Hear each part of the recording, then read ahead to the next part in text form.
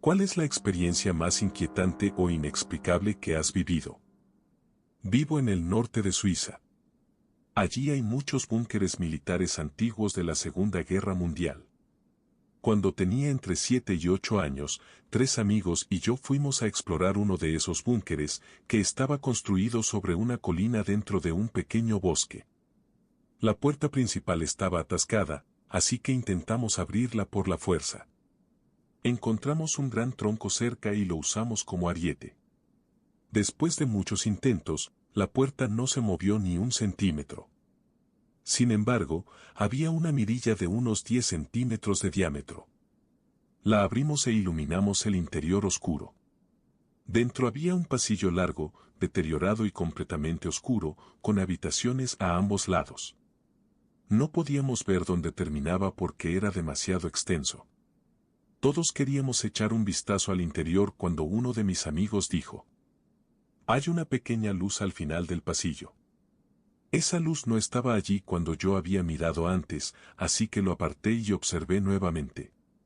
Lo que vi me recorrió el cuerpo con un escalofrío. No parecía una pequeña luz.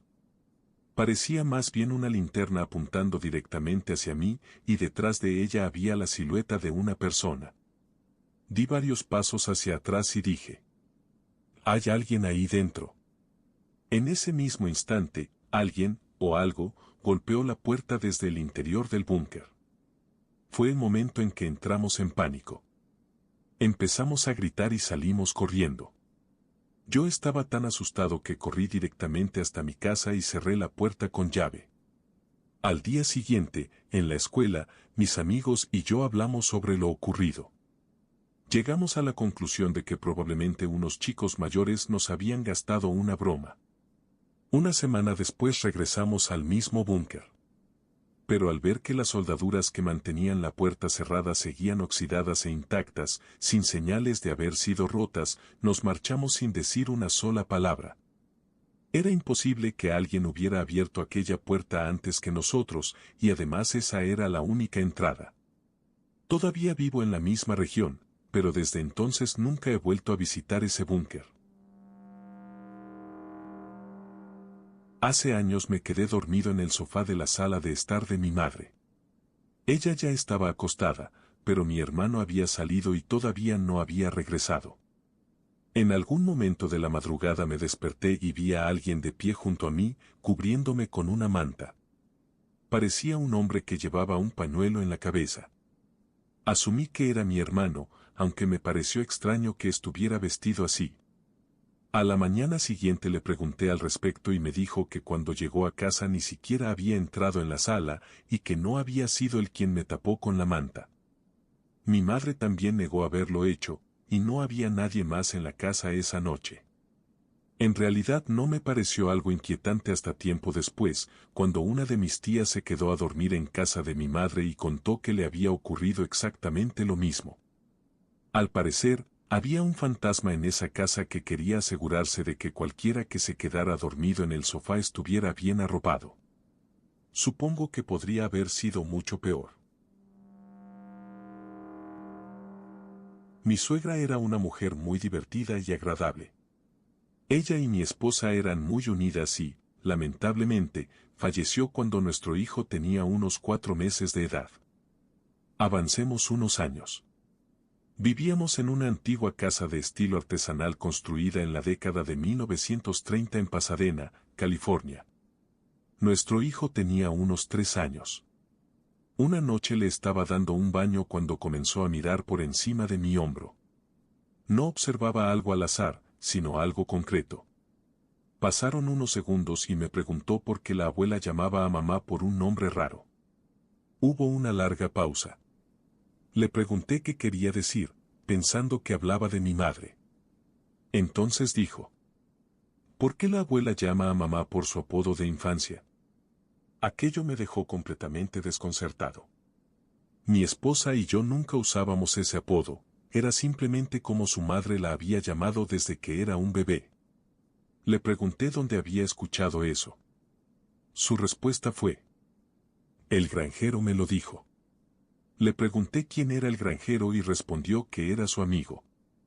Más tarde le conté la historia a mi esposa y, por supuesto, terminó llorando al escuchar lo del apodo. Los dos sabíamos que no había forma de que nuestro hijo conociera ese nombre, así que simplemente nos quedamos maravillados por lo extraño de la situación. Una semana después, mi hijo estaba jugando en su habitación. Mi esposa estaba trabajando en una tienda y yo estaba en casa. De repente lo escuché hablar como si estuviera manteniendo una conversación con alguien. Decía cosas como: sí. No. Eso no lo sé. Y luego se reía. Entré en su habitación y le pregunté qué estaba haciendo. Jugando. ¿Con quién? Con el granjero. En ese momento ya estaba recordando películas de terror sobre amigos imaginarios inquietantes. Empezaba a resultar un poco perturbador. Le pregunté dónde estaba el granjero. Se fue cuando entraste. Eso sí que me puso los pelos de punta.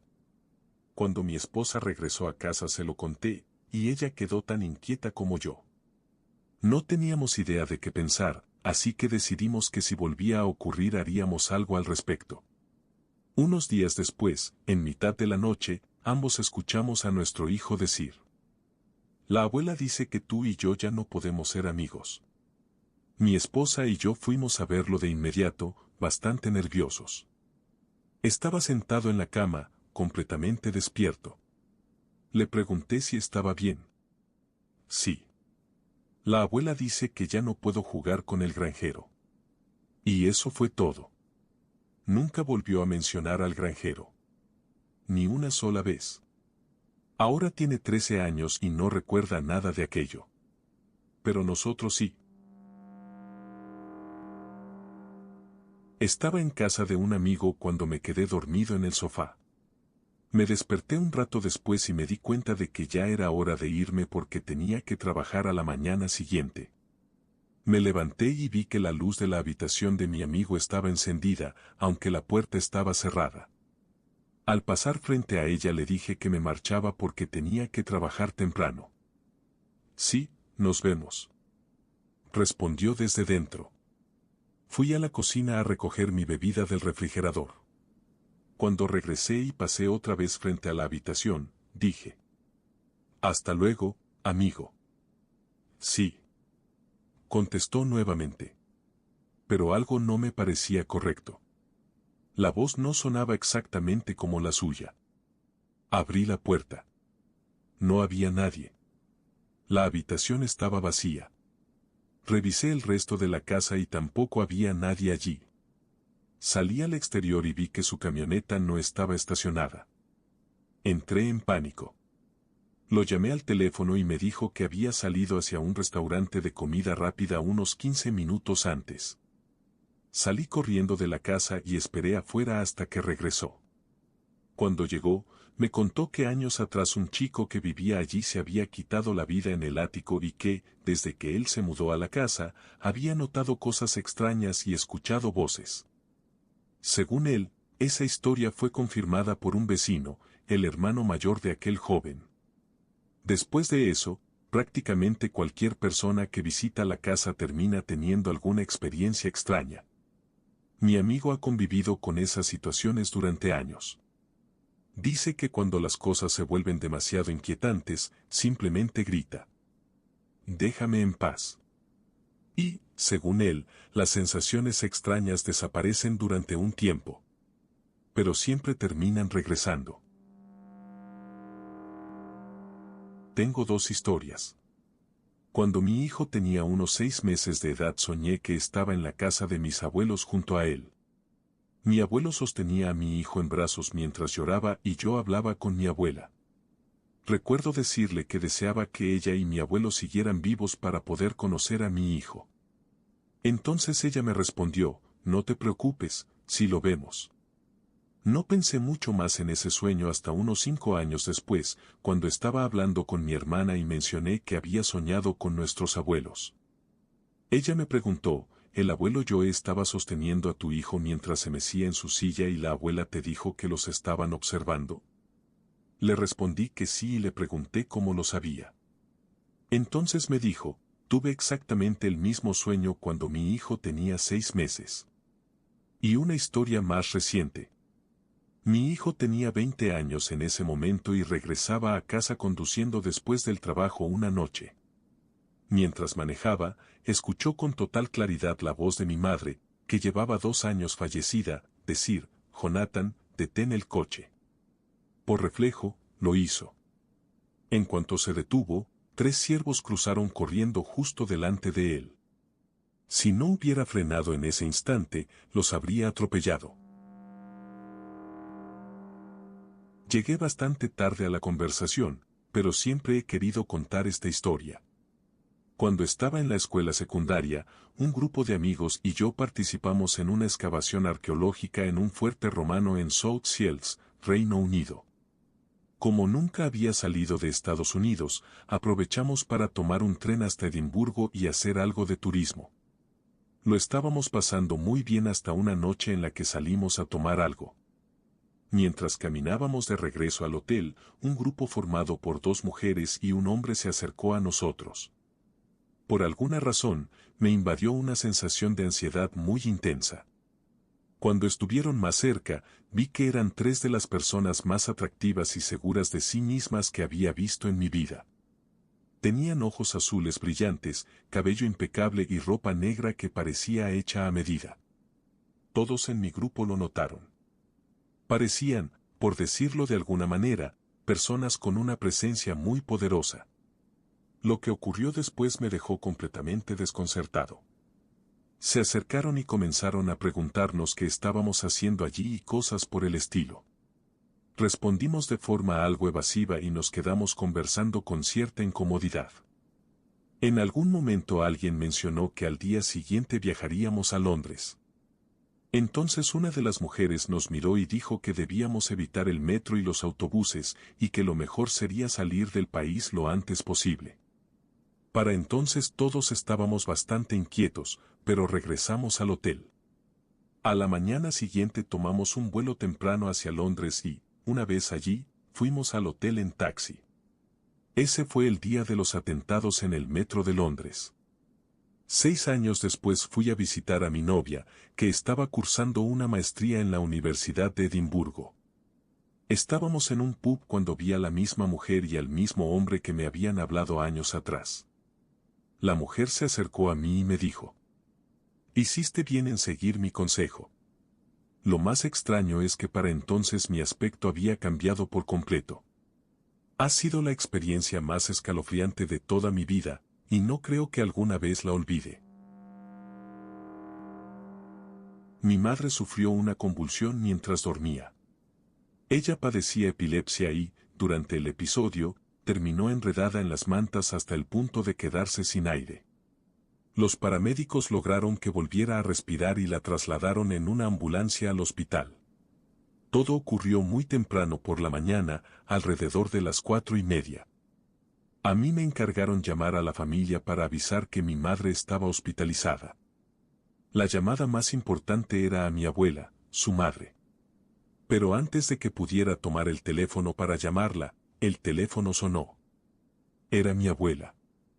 Debían ser aproximadamente las 5:30 de la mañana donde yo estaba, pero en su zona horaria eran cerca de las 2:30 de la madrugada. Me llamó para contarme que había visto a mi madre rodeada por una luz dorada muy intensa. Dijo que habían hablado y que mi madre le había dicho que había fallecido, pero que ahora se dirigía a un lugar mejor. En ese momento yo no sabía que mi madre iba a morir. Mi padre estaba en el hospital con ella y tampoco lo sabía. Los médicos aún no habían determinado que ya no había actividad cerebral. Sin embargo, de alguna manera, mi abuela parecía saberlo y me llamó antes de que nadie le dijera nada. Hasta el día de hoy, sigue siendo una de las experiencias más inquietantes que he vivido. Hace muchos años, cuando tenía 14 años, me quedé a dormir en casa de un amigo junto con otros 3 amigos de edades parecidas. Todos habíamos crecido juntos, excepto uno, que era primo del chico que vivía allí y al que ninguno de nosotros conocía antes de esa noche. La hermana mayor de mi amigo, que tenía 16 años, se quedó a cargo de nosotros mientras sus padres salían. En algún momento decidió sacar una tabla o ouija de un armario. En aquella época se podían comprar como si fueran un simple juego de mesa en cualquier juguetería. Su idea era asustarnos un poco y reírse a costa nuestra. Nos sentamos alrededor de la mesa y comenzó con una especie de detector de mentiras de respuestas sí o no, haciendo preguntas a cada uno de nosotros por turnos. Al principio hubo risas nerviosas, pero también una sensación creciente de incomodidad. Poco a poco todos empezamos a sentir que aquello era extrañamente fascinante, como si estuviéramos descubriendo algo secreto que siempre había estado oculto. Las cosas empezaron a ponerse raras cuando la hermana de mi amigo dijo en voz alta: «Si hay alguien aquí, por favor, muéstrate». Pasaron unos segundos de silencio. Entonces un cuadro enmarcado se cayó de la pared y terminó en el suelo. Naturalmente, todos nos sobresaltamos. Ella consiguió calmarnos y nos insistió en que siguiéramos con la sesión porque, según dijo, debíamos ayudar a quien hubiera tirado el cuadro. Con el rostro pálido y el corazón acelerado, seguimos haciendo preguntas. Y debo añadir algo importante, el indicador de la tabla se movía ahora de forma suave y rápida, completamente diferente a como se había movido antes. ¿Estás en esta habitación? La respuesta fue sí. ¿Eres un hombre? La respuesta fue no. ¿Necesitas ayuda? La respuesta fue no. ¿Cómo te llamas? El indicador deletreó: SARH. Entonces alguien preguntó: «Cuéntanos un secreto». La respuesta fue: «Lanza una moneda». Así que lo hicimos.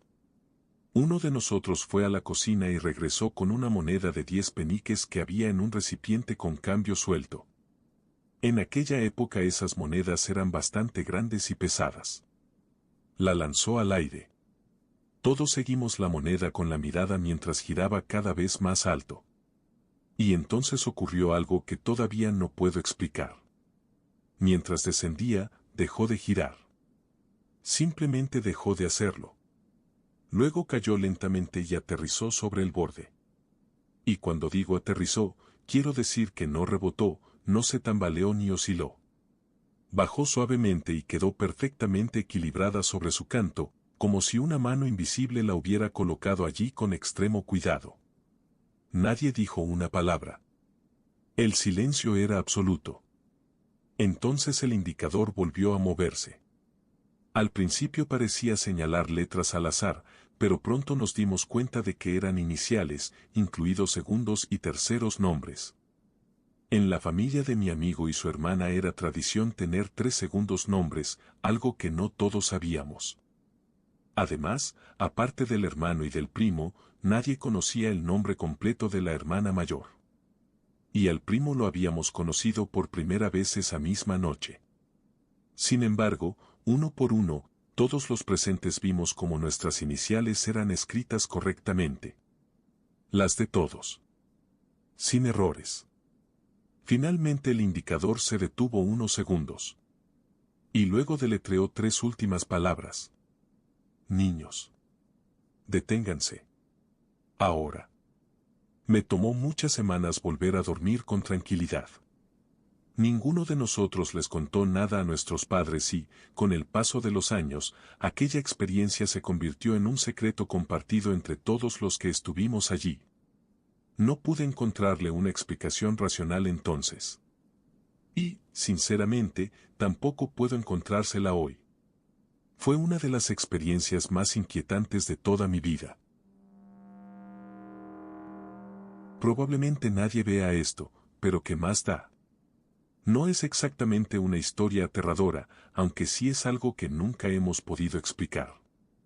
Mi abuela tenía un enorme ventanal en la sala de estar que daba al patio trasero. Era un terreno bastante grande que limitaba con campos y una zona boscosa. Los ciervos pasaban por allí todos los días para lamer los bloques de sal que ella les dejaba y para comer las peras de sus árboles. Mi abuela se sentaba en su sillón a observarlos, y era raro visitarla sin ver varios ciervos cruzando el jardín. Con el paso de los años, mi abuela envejeció y desarrolló un cáncer que ya no podía tratarse. Poco a poco dejó de pasar el tiempo en su sillón y terminó acostada en el sofá, aunque todavía podía mirar por la ventana y disfrutar de la visita de los ciervos.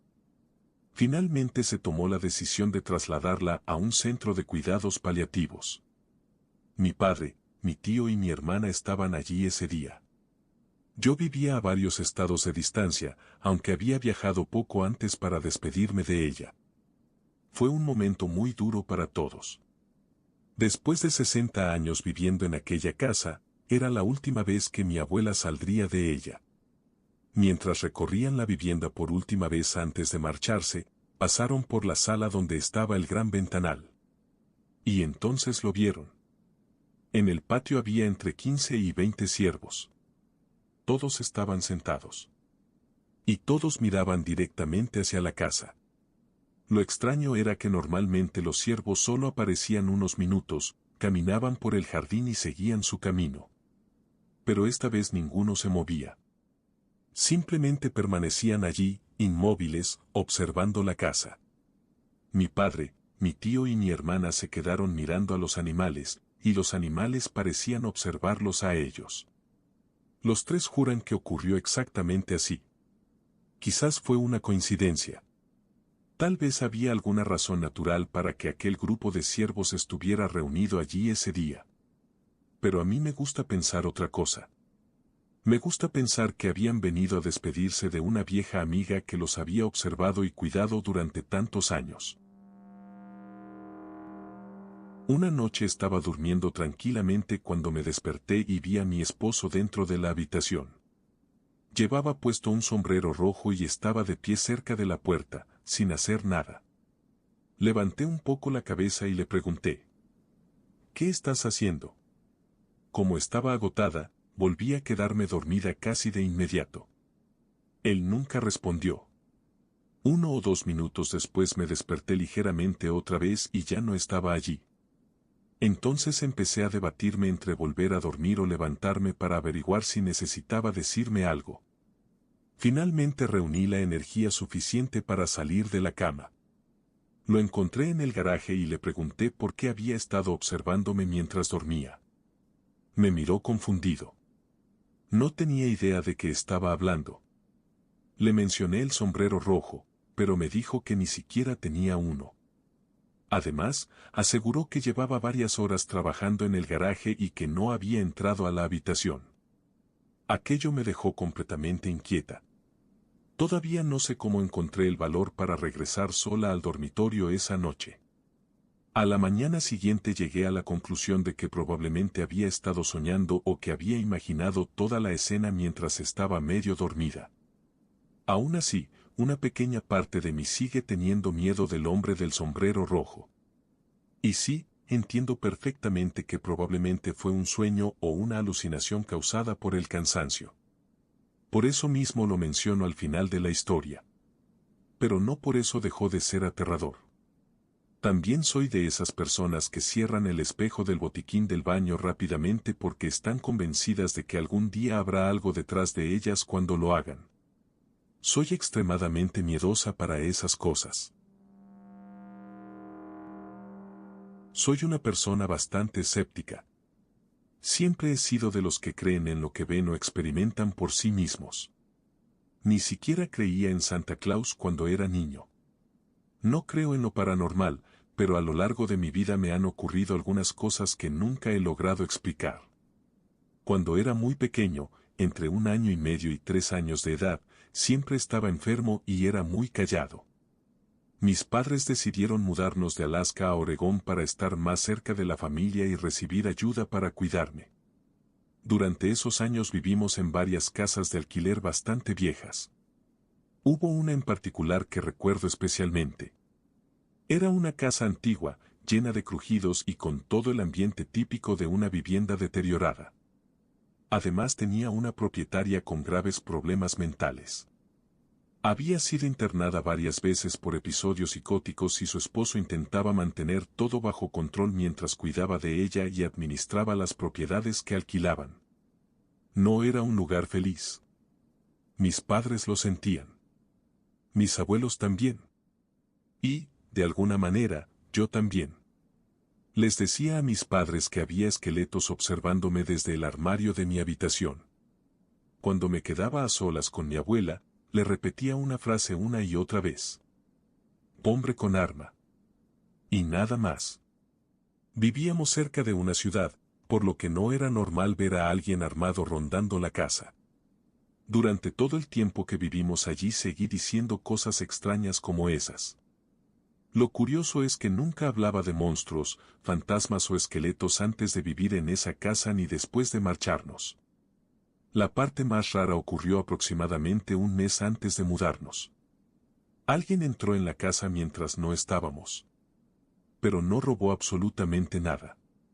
No tocaron ningún objeto de valor. Lo único que hicieron fue dejar excrementos y orina humana esparcidos por distintas habitaciones y paredes formando patrones extraños. Después de aquello nos marchamos lo antes posible.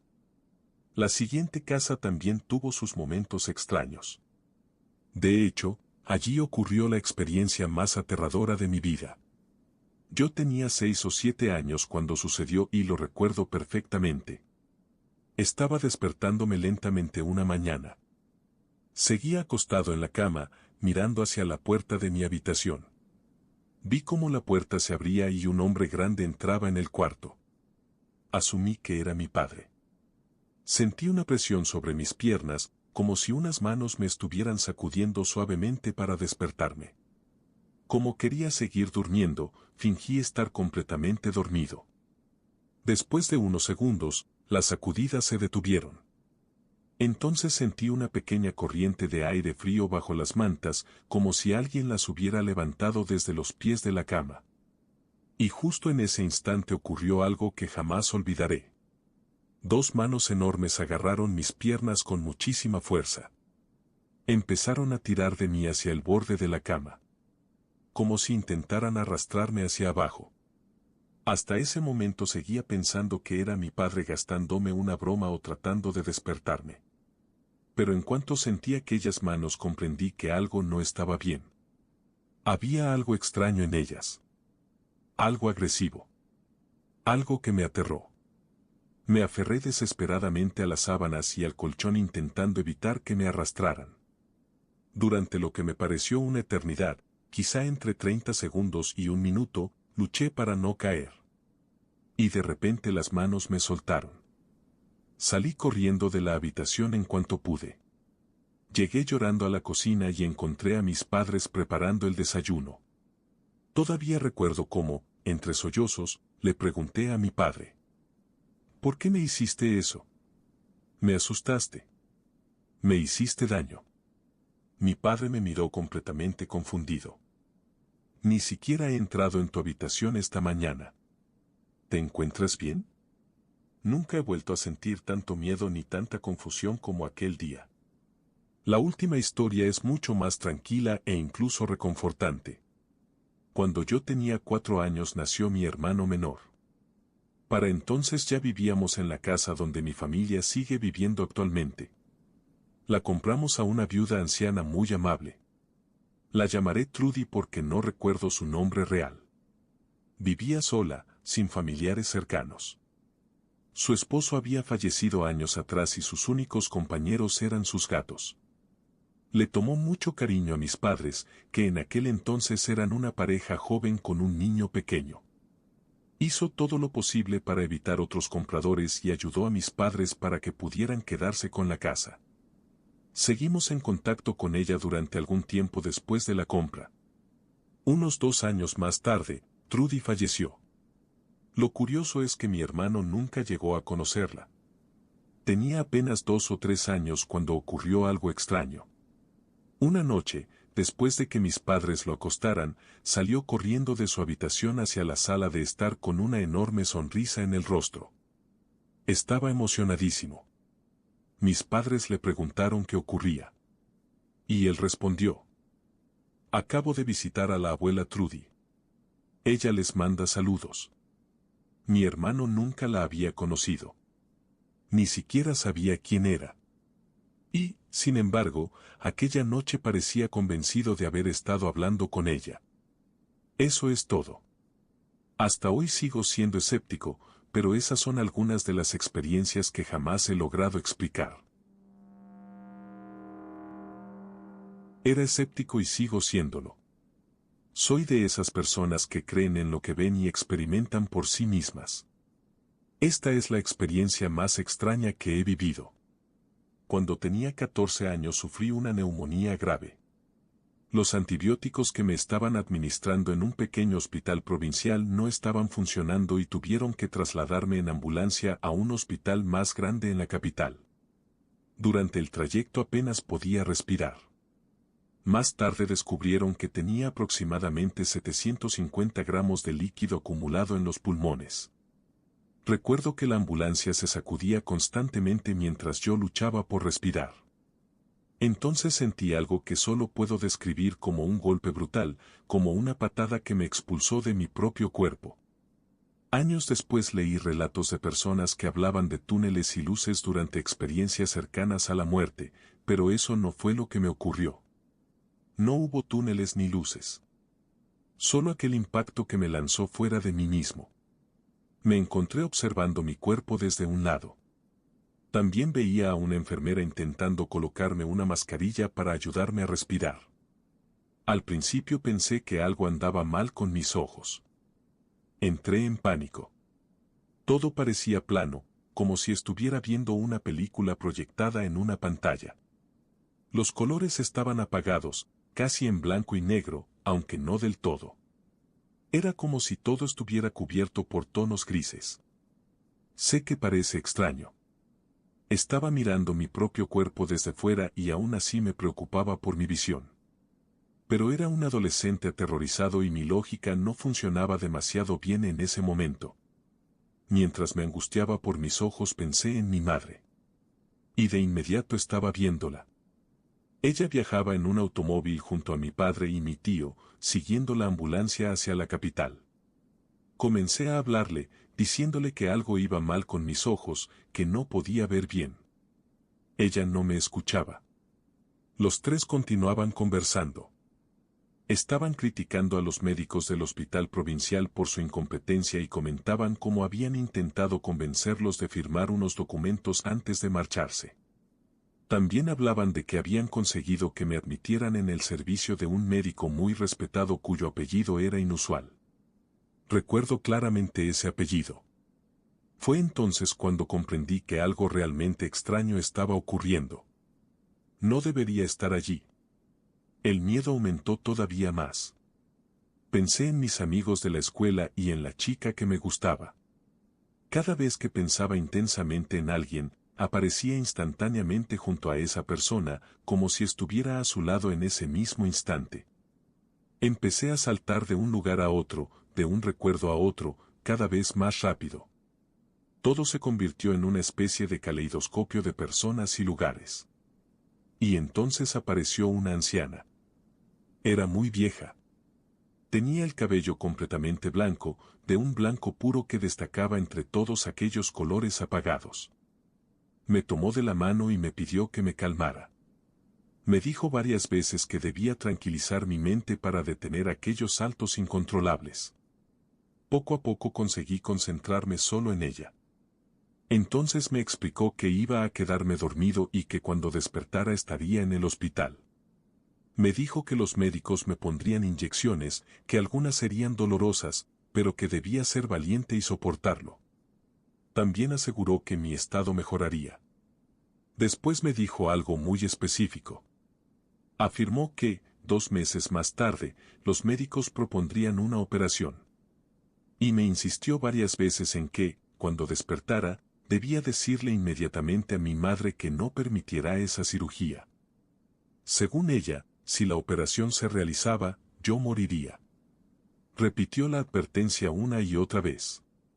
Antes de desaparecer también me dijo algo extraño, que si era un buen chico y hacía lo que me había dicho, mi tío me llevaría muchos chocolates al hospital. Lo siguiente que recuerdo es despertar en urgencias. Le conté todo a mi madre. Ella quedó impactada cuando le describí detalles de la conversación que habían tenido en el coche.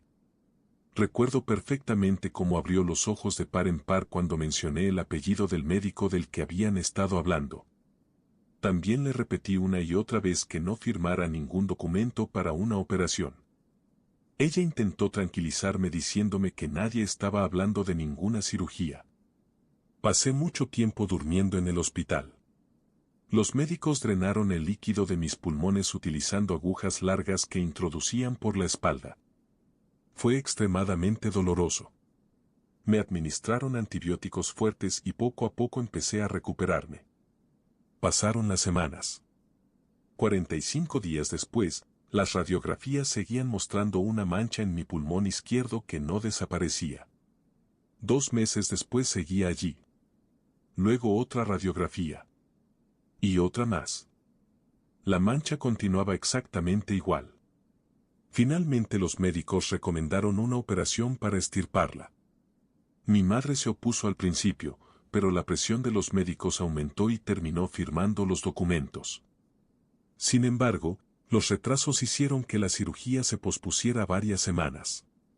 Cuando realizaron una última radiografía antes de la operación para comprobar el tamaño de la lesión, la mancha había desaparecido. La cirugía fue cancelada. Años más tarde descubrí que mis padres me habían ocultado todo aquello. Mientras me aseguraban que no habría ninguna operación, en realidad estaban preparándola en secreto. También me enteré de otra cosa.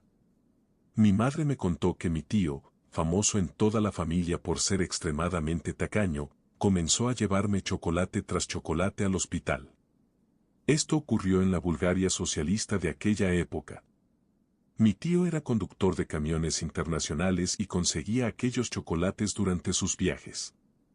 Eran productos muy difíciles de encontrar y tremendamente caros. Según mi madre, ese detalle fue lo que más la impresionó de toda la historia. Con los años intenté verificar tantos recuerdos como pude hablando con mis padres y mi tío. Incluso grabé sus relatos para compararlos. Por eso solo cuento las partes que ellos pudieron confirmar. Lo más curioso de todo es que ni yo ni mi familia somos religiosos.